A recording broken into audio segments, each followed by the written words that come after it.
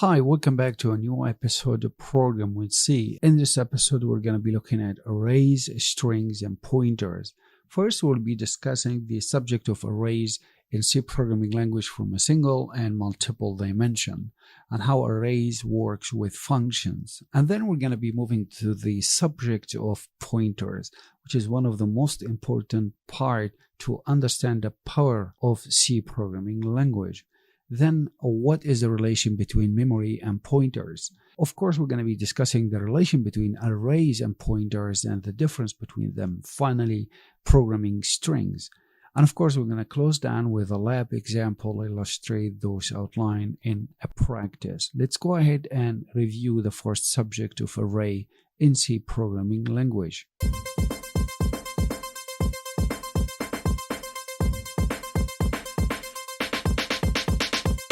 Basically, array is just a variable that can store multiple values. For example, if I want to store n values of any type, I just can create an array for it. In the figure you see in the screen, it represents a single dimension array of size n, where each block you could see are sequentially next to the other one. These blocks are mimicking to what actual location on the memory would look like.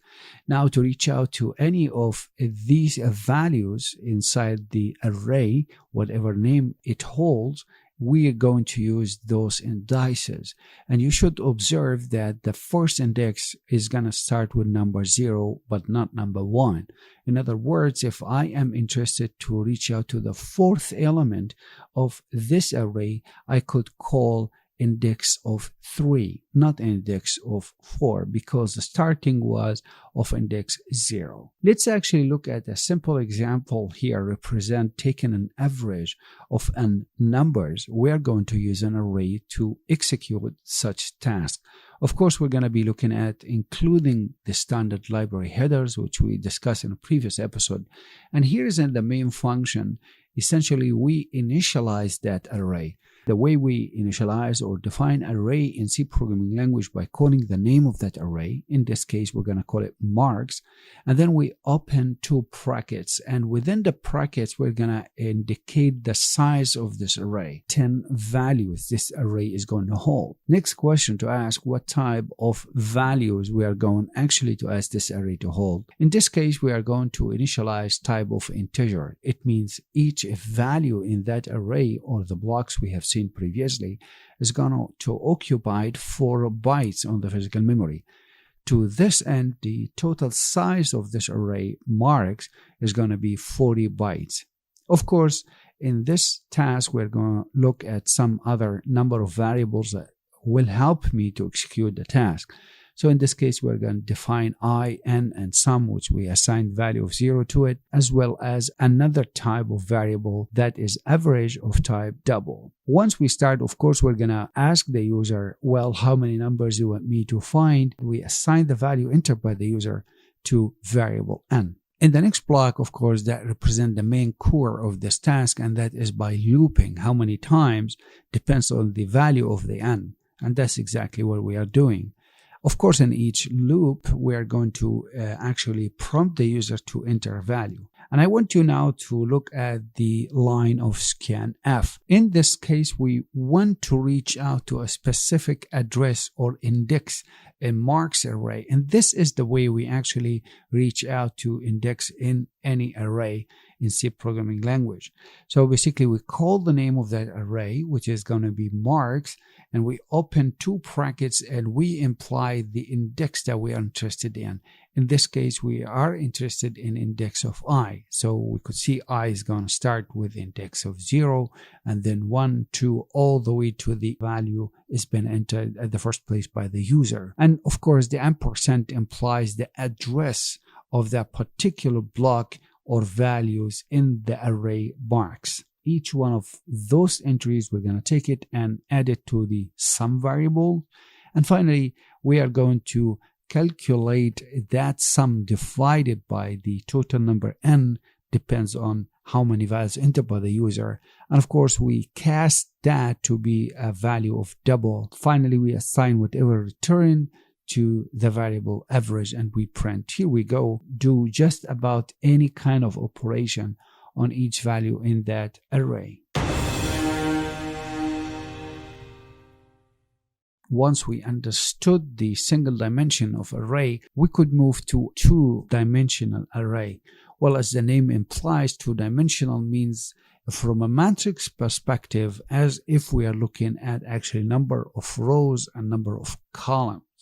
Now, the physical representation on the memory is just represent array within another array. So to this end, you could see in the first array 0, we have actually included not a single value, but actually another array. And of course, we're going to be doing the same thing to every block in that array. Now, to reach out to any values, as we have them in a single dimension, we're looking at the first value here, which is going to be actually at row 0 and column 0, x0, 0, then x0, 1, then x0, 2, and so on and so forth. Let's look at this example represent actually storing a temperature of 2 cities of a week, and we're going to display that. I'm defining 2 constant of type integers. One I call it city and week, and I assign value of 2 and 7. Now I want you to remember in the previous episode, as we have discussed, those constants will be stored on the global and static side on the physical memory.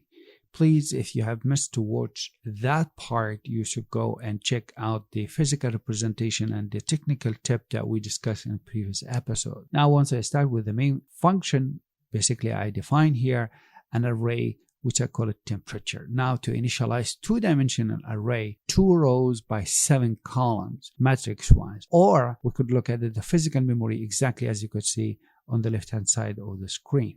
Now here you could see we are going to go for 2 different loops. So in the first loop here, we start with the size of the city, and then once we are inside, then we start looping column by column. So in other words to say, we're going to be reaching for x00, then 01, then 02, and so on and so forth. Prompt the user to enter temperature. Exactly the same thing. By using the ampersand, I am reaching the specific address of a value in that 2-dimensional array, which in this case is going to be the temperature of I and j.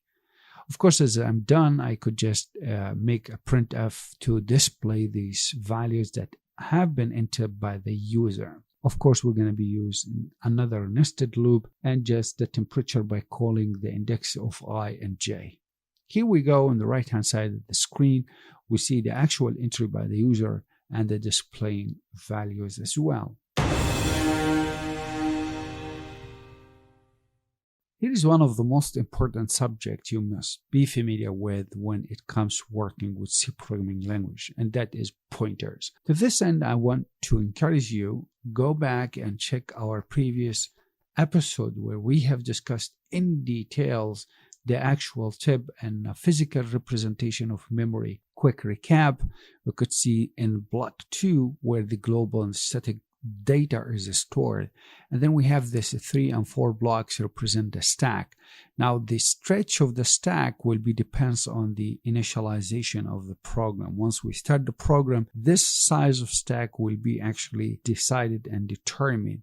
As we have said, if the program is live and on, we cannot manipulate the size of stack. But the question, if we want extra memory, stack then cannot be changed. What we should do, then we going to use that dynamic variable size of the heap, which represent number 5 on the screen, which we're going to discuss along lines as we move on.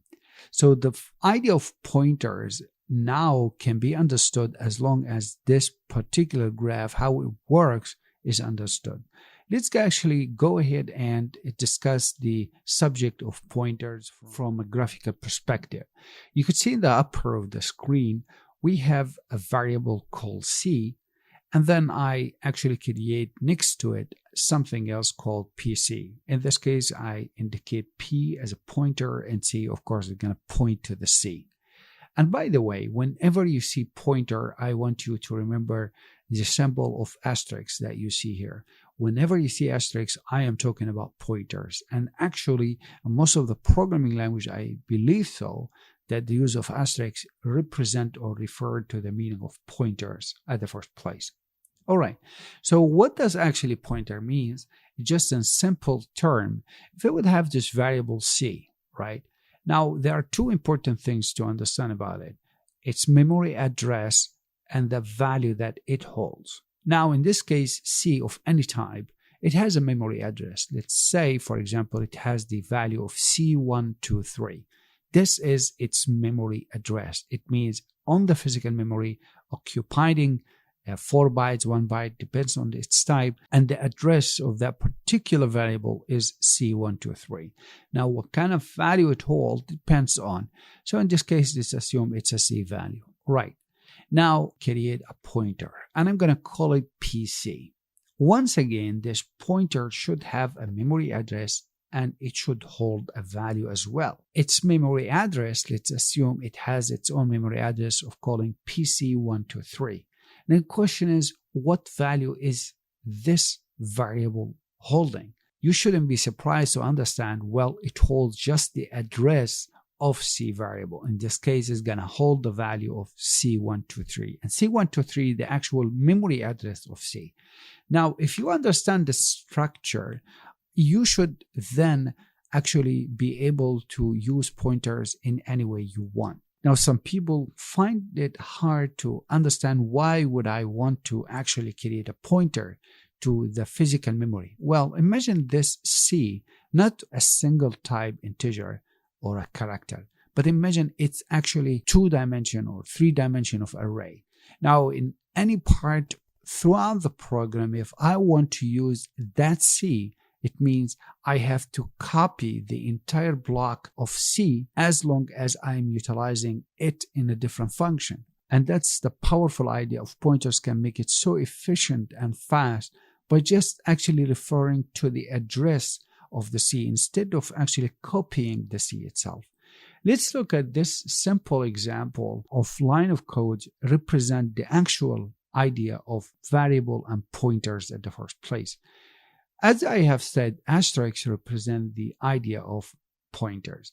So in the first line, in this main function, we could see a type integer, and I actually pointed out with an asterisk. That means whatever first name I define after this asterisk is going to be a pointer.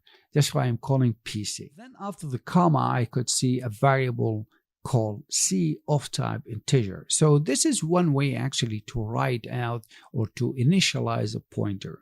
As we said, asterisk is the key point to define a pointer. Next, I'm going to just assign value of 22 to this variable C of type integer, and I'm just calling printf function to actually print the address of C. And now, once I print address of C, in this case, I'm going to use a specifier of P, which represent a meaning of pointer or the address in particular. I could have also used an integer, but I want to use the hexadecimal here to show you something. Of course, to print the address of C, we're going to use the ampersand. Now, if you look at the right-hand side of the screen, you could see the printf of this line is going to be address of C. It has this hexadecimal number end up with value of 534. Now let's go to the second line again in the main function. We're going to printf the value of C itself. In this case, of course, I'm going to call specifier D or with digit, and then I print the value of C itself without any symbol. So it's just writing C. And of course, the outcome of this is going to be value of C is just a 22 as expected. Now let's move to the next line. Here I am calling PC, which is in this case of type pointer, and it is very, very important to observe here how to assign value to the pointer. We need to call the ampersand, and you shouldn't be surprised, as we said.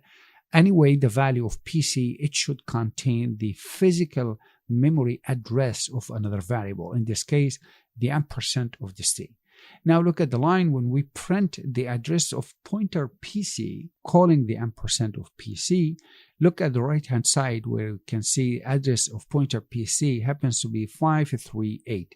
Now by complete coincidence, this 538 happens to be 4 bytes away from C variable, but this is just a coincidence. It doesn't have actually pointed to be just next to what kind of variable pointing to. Now in the next printing a function, I'm saying, well, what is the content of pointer PC. It means what actually the values PC holding.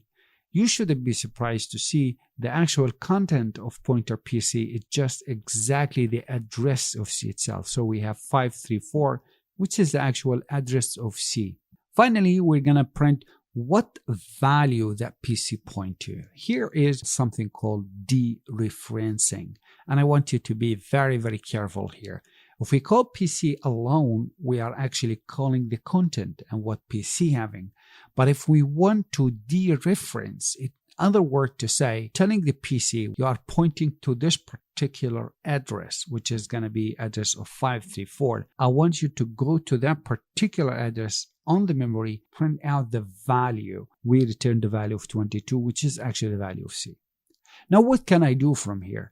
If I would have to actually amend the value of C, I could call C and amend a new value of 11. And once again, if I print the content of pointer PC or the value that PC point to, you shouldn't be surprised to see on the right-hand side the content of pointer PC still is the physical address, which is actually the memory address of C. And the value now C have, it's 11 when we dereferencing that with asterisk PC. If I am in any part of my application and I want to actually adjust the value of C, I just could use pointer PC and make the update. Here we can see the line where I am dereferencing PC and I am assigning value of 2. So that's why if I print the address of C, once again, you shouldn't be surprised to see the same exact address, 534, but it's a new value now, it's 2. So I could use the pointer literally to update the value of the variable. I hope now the concept of pointers, just simple side, is quite a bit understandable. Now let's look at actually the idea of arrays and pointers, which many people miss to understand sometimes. First of all, let me revisit the concept about arrays. In this snap of function you see on the screen, if I would have in the main function to define array called x of size 4, all right, and then I just call another type of integer I, and then I start looping in the size of 4, which represent actually the size of array. Now, if I want to print the actual address of each block in the array, print a function line, it represents just that. And here's the ampersand of x of I, which represent the actual location of physical memory address or index of array x. And of course, after I finish, I wanted to print actually what is the physical memory of x array itself. Now look at the outcome. The first index 0 happens to have value of 48, then 52, then 56, and 60. So of course, you should observe now 4 bytes difference between each of these indices. But the most important part to observe when I ask actually what is the address of array x, it's exactly identical to index 0. What does that tell us? Whenever I call the address of an array, it will actually refer me to the first element of that array or index 0 of that array. So from index 0, I could move to the second or the third or the fourth by adding number of bytes, which going to represent throughout the values in that particular array. Now, next things to understand is the relation between pointers and array. Look at this snap picture of a function. In the main function, I'm calling first a type of integer I, and then initializing an array x of size 6, and then I'm calling another variable sum, assigning value 0 to it. So first, I prompt the user to enter 6 numbers, and then I loop 6 times. In every time, I'm going to scan and ask the user to enter a number. Now, I want you to look at the line of scanf, where I'm going to use specifier digit x plus I. What does that exactly mean? In this case, x here is the array, which is going to be actually the first element of that array. In other words, equivalent to this line, exactly as I am writing scanf, of course, specifier digit, ampersand x of I. And then the next line I want to draw your attention to is sum plus equal this dereferencing of asterisk x plus I. What does that mean? Whatever value that you have inside the array, of that index x plus I, dereference that and add whatever the value within that value to the sum. Equivalent as I am writing sum plus equal x of I, or that particular address. So these are two ways to see I'm using pointers in one hand, or I could use the syntax of array, either x sub of I or the syntax of pointers, just by dereferencing x plus I. So I hope this line or this slide shows you the difference between working with arrays or pointers. But arrays are not pointers. Arrays is just type of variable. Pointers, on the other hand, represent a single representation, a digit of any type, point to a specific address. Let's look at another example again about pointer and array with a comprehensive program here. Now, basically in the main function here, I am calling an array of size 5, and I am assigning certain values to it of 1 to 5. And then I'm calling type integer pointer, which I call it PTR. Now, PTR is assigned the address of the third element in X array. Next, if I want to print actually what is the dereferenced value that pointer PTR is pointing to. So I dereference with asterisk PTR. Of course, you could see return of this line is just number 3 as expected. Next line, PTR plus 1 dereference. Imagine the address, which actually pointing by the PTR in this case, the second position, have value of 48. It will add 4 bytes to that. So it will 48, it will be 52. And it happens now 52 position in the memory. If I want to dereference it, it will hold exactly the value of 4, which is actually happens to be the second position. I could also go backward the previous position from the PTR by minusing 1. So here what I want to say that 1 here does not represent the actual value of 1, but it represents the actual size of the type. Here it's 4 byte, if its character should be 1 byte, and so on and so forth. Now in the fourth line here, value next to the pointer, is just easily to see when I print PTR plus 1, or I print actually the address of 3, it should be exactly identical values as expected 52. So I hope now the idea when we actually add 1 or subtract 1 to a pointer could be actually had any of the summation. It means I am moving along line the memory. So I am able to jump any part of the memory from the particular position where the pointer is pointing to. Now let's look at pointers and functions. I can pass address to the function, or I can pass pointer to the function. There are 2 snaps in the screen. Shows you actually in the first, to pass address to a function, if it would have a function called swap, it expects 2 different arguments, but the arguments is going to be of type pointers. As you could see, using the asterisk refer to a pointer. So I'm passing 2 different pointers, N1 and N2. Now in the main function, I have 2 different values of integers. Number 1 has value of 5, number 2 have value of 10. And then I'm calling swap function. Now swap function expect 2 pointers. In this case, I want to pass the addresses of number 1 and number 2. So here I am not passing actually the value of 5 and 10, just passing the addresses of these variable to swap function. And look exactly what swap function does, nothing special, but actually swapping whatever values in the N1 to be in N2 and N2 to be in N1. And then if I go back to the main function, print number 1 and then print the number 2, you shouldn't be surprised to see the value had been swapped. On the right hand side of the screen, you can see I can pass the pointer itself. So in this case, you have add 1, and again, it expects an argument of type pointer. In the main function, I am defining a pointer of calling p, and then I'm defining another variable called I, assigning value 10 to it. Now p is going to point to the address of the I. I think it's a clear definition here how we initialize pointer in the first place. Now I'm calling add1 function and I'm passing p to it. P here is going to be the pointer.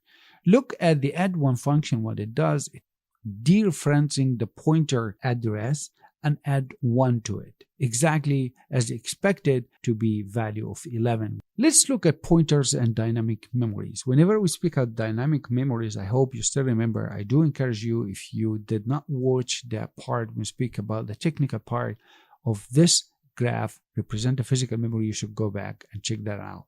We speak about the heap where the dynamic memory. It means along line the application or the implementation, we needed extra size of memory. We can do that by changing the stack size. If the program is initialized, this is where we can use a dynamic allocation of the memory on the heap. Now in C programming language, to allocate memory dynamically, we could use any of these functions. First, we call it the malloc function, the calloc function, realloc function, or free function. Now these functions are actually defined in the include standard library headers file. Now let's look at the actual syntax of using any of these functions. First of all, we call a pointer, for example, whatever you call it, and then we use something called a casting type, whatever type you like. Now if I call the mal function, it just expects one argument. It's the size, how much you want to occupy it on the heap. And if you look at the example here, if I assign all this to a pointer called ptr cast type of float, and then call the mal function of size 100 multiplied by the size of float. In other words, to say whatever size of float, in this case 4 for example, I want you to occupy 100 blocks in the heap. So in this case, I'm occupying 400 bytes actually on the heap or the dynamic memory. Now using the second function called the calloc, it expected 2 different arguments, that is n and that is size. Let's look at the example here. If I cast type again float and call the calloc, it says, well, how many blocks do you expect? Well, I want 25 blocks of size of float. Now you might wonder what's the difference then between malloc and calloc, since both of them are just doing the exact same job. Well, in the malloc, once we initialize these blocks, it just initializes them without any values. So literally they will contain no values at all. But once I use the calloc, it will initialize whatever bytes I want or blocks I want, and then it will place value of 0 by default in each one of these blocks. Of course, once you do that, you need to be familiar with 2 more functions, the realloc and the free. Realloc means along the line, imagine I have already allocated part of the dynamic memory using the malloc or the calloc, but somehow along the line, again, I wanted to adjust the actual size of that malloc or calloc. Here where I can call the realloc, which expect 2 variables or arguments. First is the pointer and by how much you want to adjust the size. And finally, of course, once you are done using the actual dynamic variable, you need to free that out. If you don't free, it will occupy the heap or the dynamic memory as long as your application is running. You don't want to do that. Once you're done using that, you just need to free it out from the heap. Finally, we're going to look at the subject of strings. Actually, you should be familiar with the idea of string. String is just actually an array itself. That's why I left it at the end. If you understand array, you should understand string. And a particular string of one particular type, that's character. So for example, if I would have to look at this array C, in this case, we have C space string and so on. But the only difference here, once we have this type of string, it must end up with this particular \0, implies the end of the string. Let's look at a simple example here to read and assign value to string using scanf.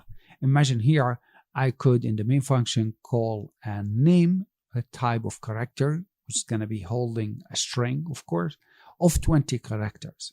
Now I'm saying to the user, enter your name, and the user entered their name, Dennis Dama, for example. Now, if I want to print back the outcome of your name is only holding the first name of Dennis and then stop. Why? Because the space is considered to be \0.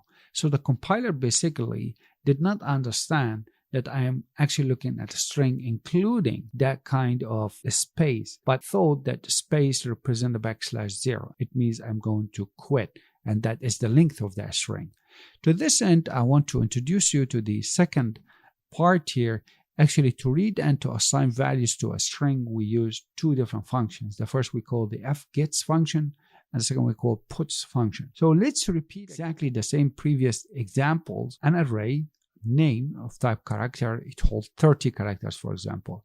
Again, we prompt the user to enter the name, and once the user enters the name, here we're not going to use scanf, but we're going to use fgets. Fgets expect 3 arguments: the name, which represents the array name, and the size of that name. Again, the size of, actually, it's a built-in function, the standard library we discussed before. And finally, the standard input, which is the third argument in this. In other words, we're saying read the strings. Finally, we're going to print using the puts function. That's exactly, if you look at the output on the right hand side, in the printf, you get the whole name. So these two functions, fgets and puts, it's very, very powerful and useful once you deal with a string. Also, we can actually pass strings to functions. In this case, for example, if I would have to call a function called display strings, expect just argument of array of characters. Now, in the main function, I define here an array called string of characters that have size of 50, and then say, well, to the user, enter just a string. Again, I'm using fgets, which expect, as we said, 3 arguments of str, the size of str, and standard input libraries. So read the string, in other words. And then here I am not using actually the puts function within the main, but I'm calling display string, and I'm passing that string to the display string. Now in the display string, you could see here, it actually take that string array and just print string output, and using the puts function in the display string, displaying whatever string is being entered by the user. Also, we could look at strings and pointers. Now let's look at the first printf. Now in the printf, I'm calling the ampersand of c, which is going to be specifier of character. As we have discussed, once I use the asterisk, I am actually indicating dereferencing or pointing to a specific position. Here I am dereferencing name. What does that mean? Actually, it says I want to go to the name array and go exactly to the first address. In this case, go to the first letter and dereference whatever is in there, which is going to be letter D. Same thing, I could do name +1 as we discussed, or +7. So basically it jump 1 byte or jump 7, depends on the size, because character hold 1 byte, not as integer 4 bytes. So as we done before, we are actually using the name +1, name +7 implies go to that position, particularly in the array of name. Now, the second thing is to observe, I could actually define a pointer itself called name pointers. And again, it's a pointer. That's why we're using the asterisk. And the name pointer is going actually to hold the address of name. In other words, to say now, name pointer will hold the first index 0 of array name. And from there, I can just talk to name pointer instead of talking to the name array itself. That's why the last 3 lines of printf is going to exactly execute the exact same output as we have done in the previous printf 3 lines. I hope now the idea of strings and pointers, how they work together, also exactly like working with array, it makes a huge sense. You could also, before we close on string, you could actually utilize number of strong built-in functions. As the name implies, you could get the length of strings. You can calculate actually copy a strings to another. You could use the compare two strings using the str compare. Also, you could concatenate 2 strings together using the string catenate, etc. So these are common use to strings function as well. Now, finally, let's start now our lab to actually do some practical examples of these outline we discussed so far. First of all, let's look at the first task to calculate the standard deviation. So let's go ahead and open the code blocks and execute the task. So what's our strategy? First of all, to understand, we want to calculate the standard deviation. So just to remind you, what is the standard deviation? it represents the actual standard deviation from the mean average of a population. So if you would have number of values like x1, x2, all the way to xn, for example, and then if you find the average of these entries, basically it's just by taking the sum of all these x's, okay, whatever they are, and divide by the length. Then you get the actual mean or the average. So this is the mean, all right? And now what we want is to calculate the standard deviation, meaning to say I will take whatever. So let's actually, if we would to assign this to something called the average, okay? And then what we want to take every value of x1, right? Subtract from this average. And then we have to square that. So we need actually to take the square of this value and finally sum it with every other value of x2, again, minus the average. And again, we're gonna take the actual square root and keep doing that for all the values. And finally, whatever you have here, whatever value you have actually calculated here, we're gonna take the square root of this entire block, just like so. This is gonna be the actual standard deviation. What we want to look for is to define, for example, maybe an integer, okay, just whatever. So let's say we have an integer, call it I here, okay, and then let's define an array, okay. Say we need a population of 10. So here the population 10 numbers, let's put them in an array. We are going to prompt the user to enter values, and let's loop from I equals 0 to I should be less than 5 in this case. Now let's go and scan. And here's the assignment. Now what we want to do here, we want to assign this to the data of the I. Here let's actually go ahead and print. Now here what we want to do, the actual calculation, the function that we spoke about up here, actually how we're going to do that. I don't want to do this within the standard calculation. How about we create another function which is going to be passing the actual array. First of all, as we could see, now we expect here is a result, is a number. That's why we need to define here a return type. Let's actually make the return type in this case of type float. It expects of type float, and this time an array. Let's execute this particular function we spoke about just now. This is the mean. So we have done just this particular average calculation. Now we are done with that. Let's now loop, define the SD in this case. How about we call the math function that include number of functionality instead of actually reinventing the wheel in this case. So I'm going to call the math power function. As you can see here, expect actually set an argument. In this case, we're going to call the data of the I, the mean. But let's use again the square function from the math. Should be everything is okay now. So in the implementation, say, well, enter 5 numbers. Here we go. The standard deviation is 1.41, which should be right, actually. If you sum this up and do the exact calculation, here we go. You get the task has been accomplished. Let's move to the second task.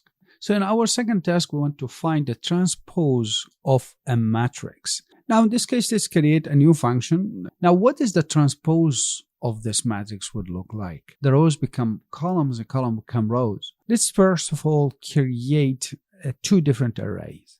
One is the original array, which is going to be this guy here, and the transposed one. Well, in this case, we're going to print f, enter number of rows, number of columns, and just assign them to R and C. Here we go. Well, first of all, we're going to use the for to loop over the rows. Now, within that, we're going to go inside the second loop, which represents a column in this case. So we're going to define integer j. The scanf here is the point, actually, where we want to store this at the ith, jth. So we could say like print the matrix. It will be presented in a form of a matrix, so to speak. So it's better. We need to transpose now. How we're going to transpose? I mean, what is the strategy of transposing? It's obvious that the column become row and the row become column. You could see the difference here from R to C in the first loop we use, or R to C in the other loop we use, number of rows and columns. But here we're actually moving columns to rows. Once we seek the transpose function of ji, this is where the transpose trick happens of the actually ith j. So here's the print transpose. It's the same exactly we've done before. I think that's it. So we can follow the same examples. Number of rows 2 by 3. Enter the first element, let's say 2, and then 5, 6, 3, 1, 8. Here we go. So we get 2, 5, 6, 3, 1, 8. Exact. The transpose of matrix should be 2, 3, 5, 1, 6, 8. That's it.